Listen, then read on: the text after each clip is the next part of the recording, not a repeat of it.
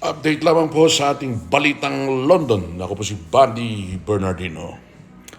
Ipinatitigil po ng UK government o sinususpinde ang pagbebenta po ng armas dyan sa Israel ng bansang UK dahil po naman sa umano'y clear risk na pwedeng mag-commit ng serious violations of international law ang Israel dahil pa rin sa patuloy po na digmaan sa pagitan nito at ng bansang o ng grupong Hamas.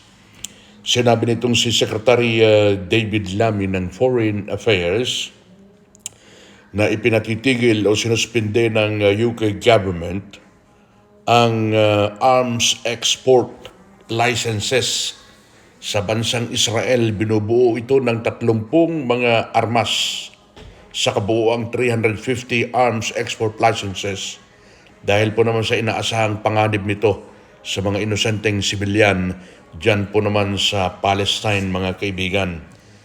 So ibig sabihin po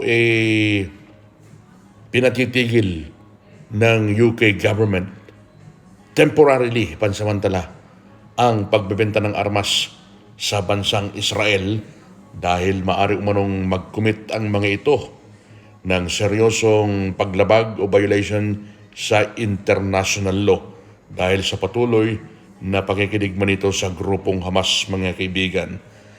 Magugunita na hindi lamang po yung UK ang nagbibigay ng pressure dyan po naman sa Israel, pati na po ang US at ng iba pang mga Western countries para po makipag-negotiate ang Israel dyan po naman sa grupong Hamas.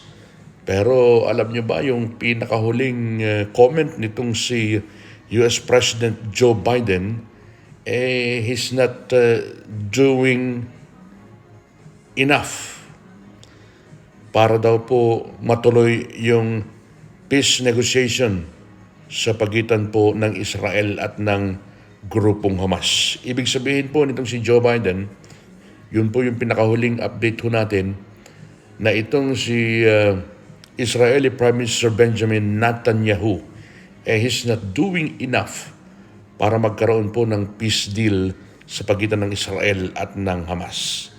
Yan po ang isa nating pinakahuling update dito sa Balitang London. Si Buddy B po ito, mga kaibigan.